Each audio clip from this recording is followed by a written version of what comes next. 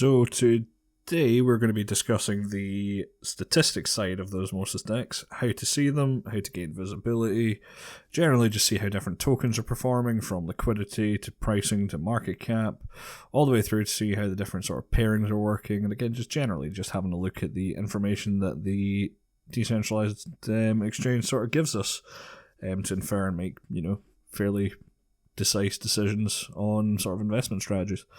So, without further ado, I'm going to send you to the financial disclaimer. As soon as we're done with that, we will get dug into this video. First of all, it needs to be stated that anything discussed on Let's Talk Cosmos should not be construed as financial advice. All information should be treated as educational and entertainment purposes only. Cryptocurrencies are incredibly volatile. Any investments in this space should be discussed with a qualified financial advisor. Please be safe, please do your research, and as stated before, only ever risk what you're able to afford. So now that message is out of the way, let's jump into the DEX. So if we jump into Osmosis, you're going to see a statistics tab. If you click on that, you're going to get taken away to info.osmosis.zone. And this is going to be sort of your pool overview. So just to cut across, what we're seeing here, we get the prices of Osmo, the main sort of token. We get the price of Ion, which is again an Osmosis native token. And we get some links to the Osmosis apps, the app, and also the Osmosis GitHub account. From here you can see everything that's sort of going on proposal-wise, not proposal-wise, PR-wise across all of the different sort of feature sets and repos. It's worth having a wee look into here if you're more dev inclined, but with that on the side.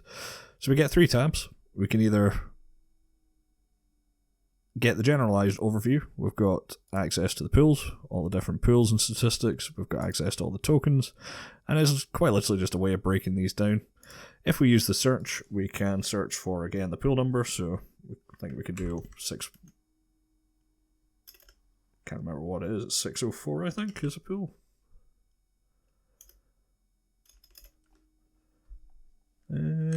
What is a pool that I'm in? We're in the Atom Stars, I believe. Just need to jump over to Osmosis to work out what I'm actually in. I am in 611. Why is that not appearing? That's kind of weird.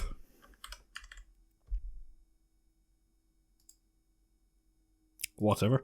It's a bit weird. For some reason, the pool isn't showing up in that breakdown. I'm assuming I can find it just by having a look here, but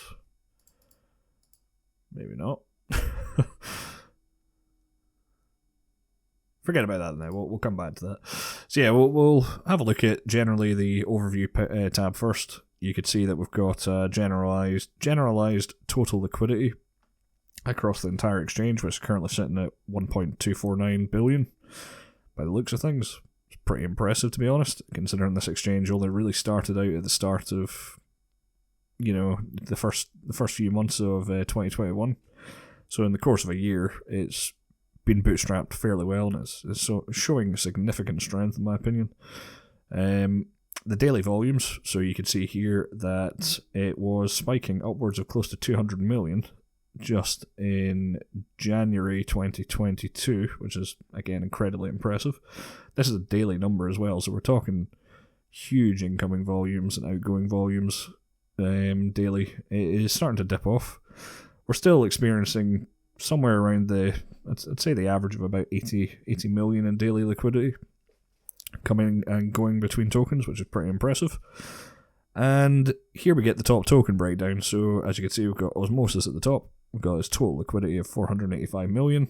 Prices, daily volumes just being traded between the pairs. And again, then we've got Cosmos, Terra, Luna. And you get the option to bring back more rows if you fancy. Again, this is just showing you the information that we need, and to be honest with you, most of this is available on coin lists like CoinGecko and CoinMarketCap. But if you want the most accurate price depiction at the time, it's highly recommended just to have a look at this, to be honest with you, because they'll all be trailing behind these figures. And then we've got the top pools. So as you can see here, that was the one that I was trying to search for, 604. Doesn't show up in this list. Yeah, it shows up over here, which is kind of weird, but that aside, who knows what's going on there. Maybe it's a bug just in the user interface for the info.osmosis. If someone knows, please leave a comment in the description. I might just be being a bit of an idiot there, but ew. So yeah, we get the different pairings. If we click into them, you can see sort of a breakdown of how much liquidity is in this pair. You can see the pooled sort of tokens. You could get a breakdown of just how this is going in terms of liquidity, general volumes into this, and also the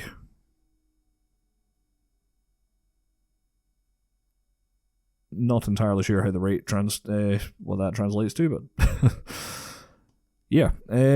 So that's just the general overview for the DEX. If we jump over to pools, we get essentially the same sort of breakdown that you've seen on that other page, but I think this is going to include absolutely every pool that's on the Osmosis DEX. From liquidity first, again, you don't need to select it that way. You could say by daily volume. So if I would say the 7-day volume, you can click here and it'll sort it by 7-day volume. So it looks like there's a lot of action going on with the UST Osmo pair. There seems to also be a lot of action going on between the Atom Osmo. And if we go to daily volumes, we'll be able to see looks fairly similar, to be honest. There's only a few things that sort of change there, just in terms of between the weekly and the daily, but again, it's up to you how you sort that. And you could sort by, I believe, number as well. So yeah, that might make it easier, again, if you're trying to look for something that doesn't appear in the search, maybe to sort it by number, select a really high row count, and then basically just go through the pages until you find the pool number that you're looking for.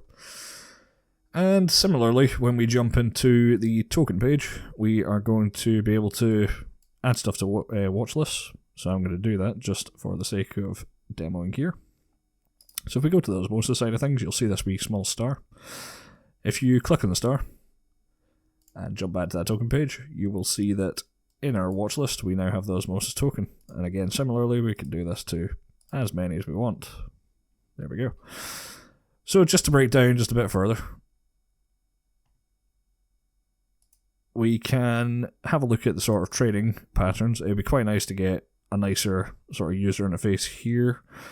However, what is there does work. It gives you enough detail. To be honest, it's more just for tracking. It's not for technical analysis, this. So I can understand why the charts are like this and not more like the trading view, but it would be quite nice to have a bit more of a fully fledged sort of charting system. But again, with time maybe.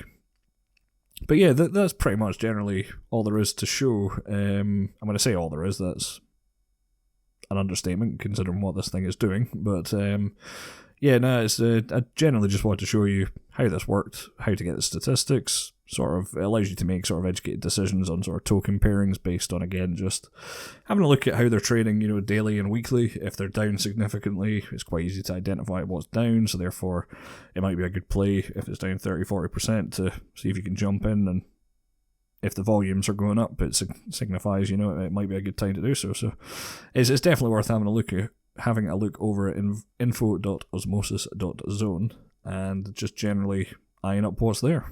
As I say, this is a video series. If you like this content, please remember to hit the subscribe button. And with that, I will catch you in the next video. Thanks for listening.